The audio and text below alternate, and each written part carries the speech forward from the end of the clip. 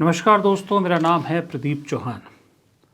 दोस्तों, यूँ तो कांग्रेस का लंबा इतिहास है चुनाव जीतने का, शासन में रहने का, लेकिन पर्टिकुलरली जब सोनिया गांधी ने कमान संभाली कांग्रेस की और उसके बाद कांग्रेस 4-5 साल में ही इतनी सशक्त हुई कि 2004 में फिर सत्ता में आ गई और 10 साल सत्ता में रही।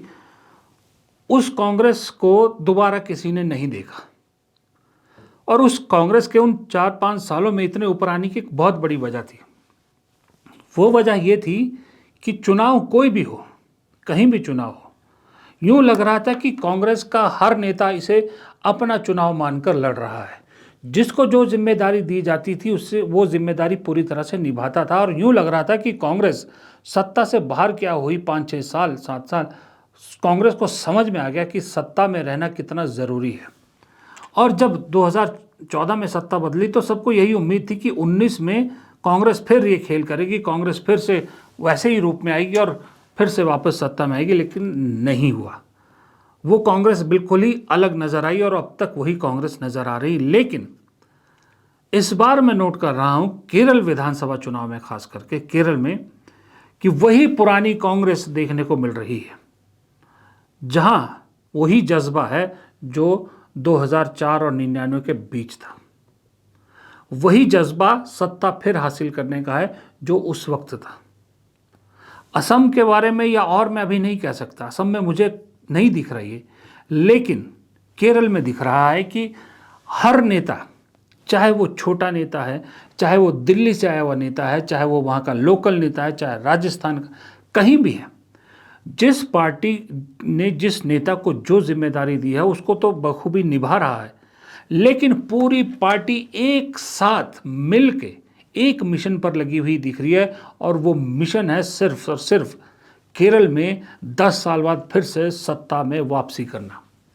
अब मुझे नहीं मालूम कि कांग्रेस को इतनी अर्जेंसी या इतनी इंपॉर्टेंस केरल की क्यों लग रही है। क्या हो सकता है इसकी एक ये भी वजह है कि भाई अभी हमारे पास सिर्फ 3 सरकारें हैं और ये विधानसभा चुनाव में जाएगी, रिपीट होने की गारंटी किसी की नहीं है, क्योंकि भाई चुनाव है, कोई भी बदल सकता है। तो कम से कम केरल जो अपना एक गढ़ है उस गढ़ को हासिल किया जाए। यही मुझे पंजाब में भी लगता है कि पंजाब में भी कांग्रेस ऐसी कोशिश करेगी, जो अपने गढ़ है उसे तो हासिल किया जाए। तो केरल के गढ़ को हासिल करने के लिए एकजुट, जो कांग्रेस गुटों में बटी नजर आ रही थी चुनाव से पहले, पिछले 3-4 दिन में, 5 दिन में, या एक हफ्ता मान लीजिए आप, एक मुट्ठी की तरह नजर आ रही है।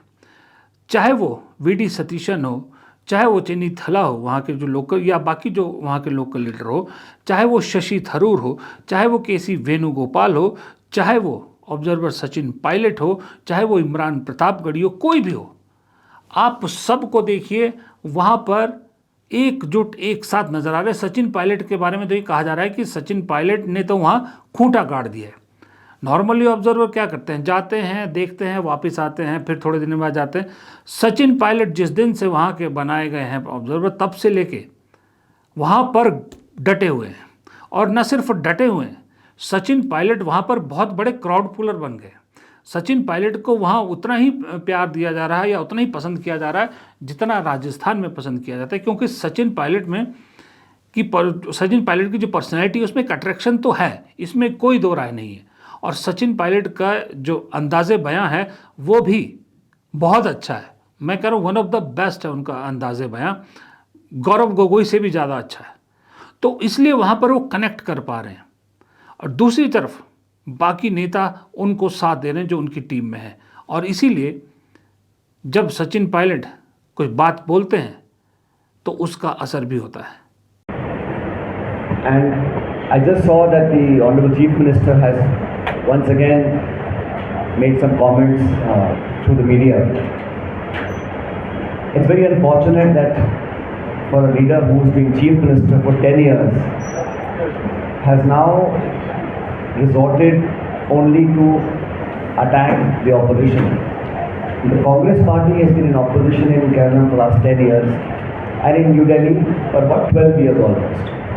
Despite that, instead of giving a 10-year report card of what he has achieved in the state in the last 10 years, a white paper or a report card of the achievements or the successes of his policies, he is merely targeting only Shri Rahul Gandhi. And it's surprising because the fact that he's attacking Rahul ji every day is a negative campaign that he is doing. And to my mind, it is being done only to please the Prime Minister and the Congress and the BJP, so that some vote transfer may happen from BJP NDA to the NDA.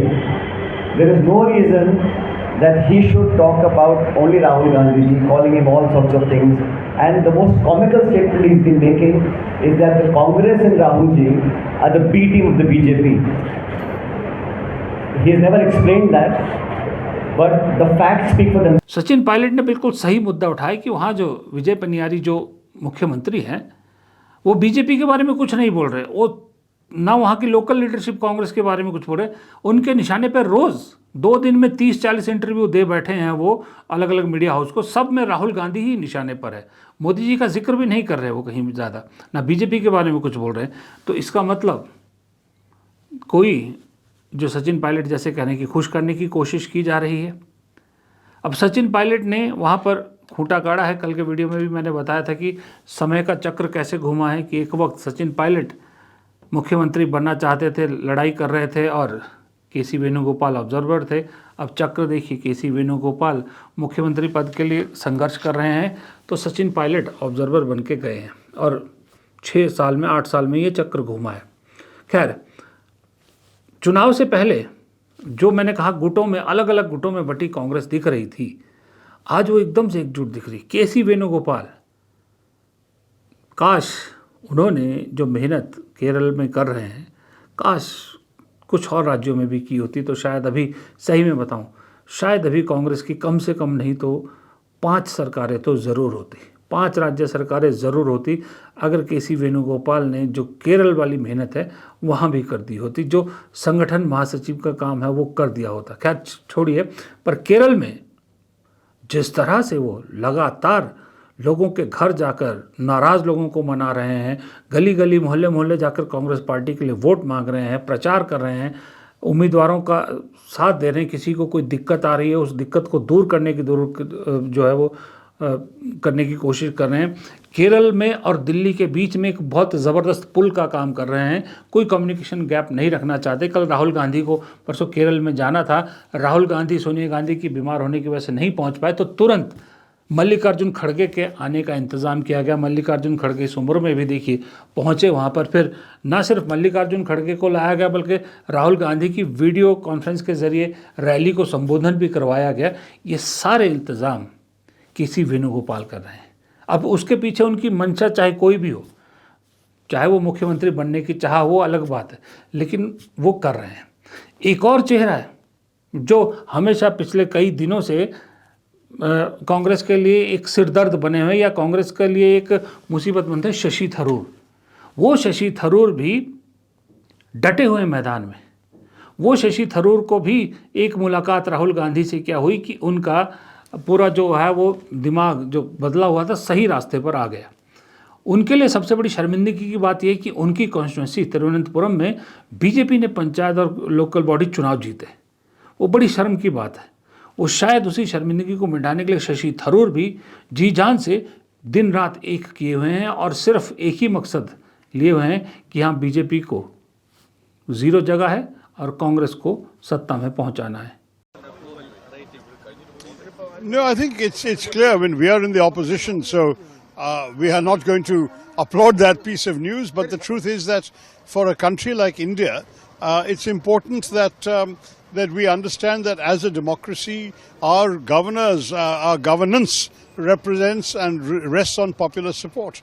If the support is there, then that of course is what gives the legitimacy to governance. But we have a set of policies, we have a set of approaches that are different and which we are hoping to bring to the people. Right now in Kerala, my focus is on the Kerala state election. My colleagues in Assam, in Bengal, in Tamil Nadu are all campaigning. So let's see what results we get. Just because Mr. Modi may be individually popular, it doesn't mean that in every state, every shall we say, popular wish is being fulfilled. People want change. Here in Kerala, people are looking for change. Sir, last question. Kharge says voting for LDF means voting for BJP. So my message is right now, the BJP is not an irrelevant factor in the state.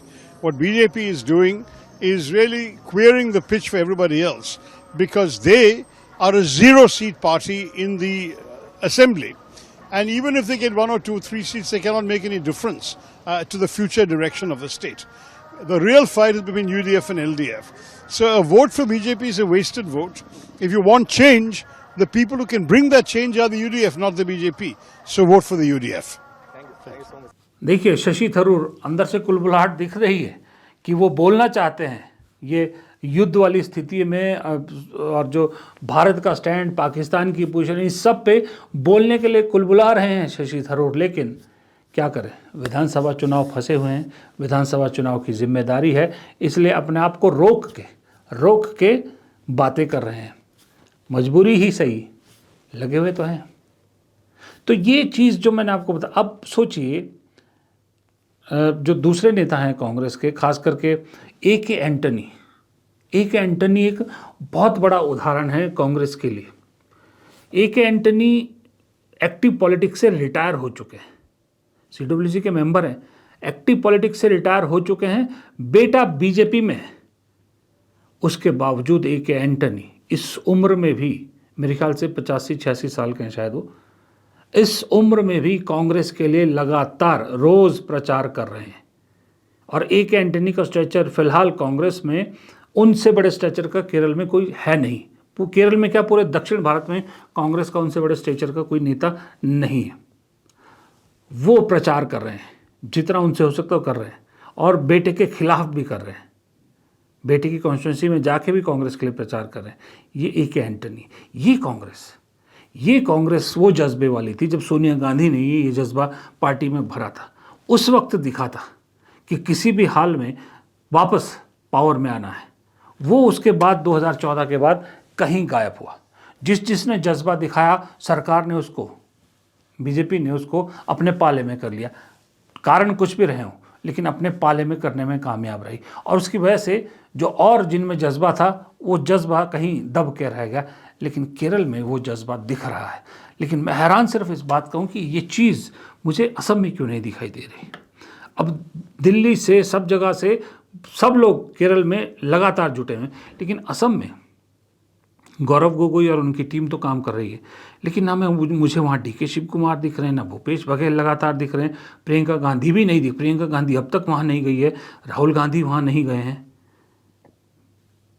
ये असम में क्यों हो रहा मुझे समझ में नहीं आ रहा, जबकि असम को लेकर राहुल गांधी केरल से ज़्यादा टच, दोनों ही चुनाव राहुल गांधी और गांधी परिवार के बड़े नज़दीकी हैं, क्योंकि एक जगह वो उस प्रदेश का एहसान इतना मानते हैं राहुल गांधी की, जब उनकी राजनीति को ख़त्म करने की कोशिश की जा रही थी तो उसी प्रदेश ने उन पर भरोसा जताया था। उसके बाद उनकी बहन पे भरोसा जताया, इसलिए वो केरल का एहसान कभी नहीं भूलेंगे राहुल गांधी। लेकिन असम में जो हिमंता बिस्वा शर्मा के साथ एक पर्सनल उनका वो है, उसको कैसे छोड़ रहे हैं? क्यों असम में अब तक ये चीज़ नहीं दिख रही, जबकि केरल से ज़्यादा मेहनत की ज़रूरत असम में है। इस वक्त टीम आपने बहुत बड़ी बनाई, लेकिन वो टीम ग्राउंड में क्यों नहीं उतर रही?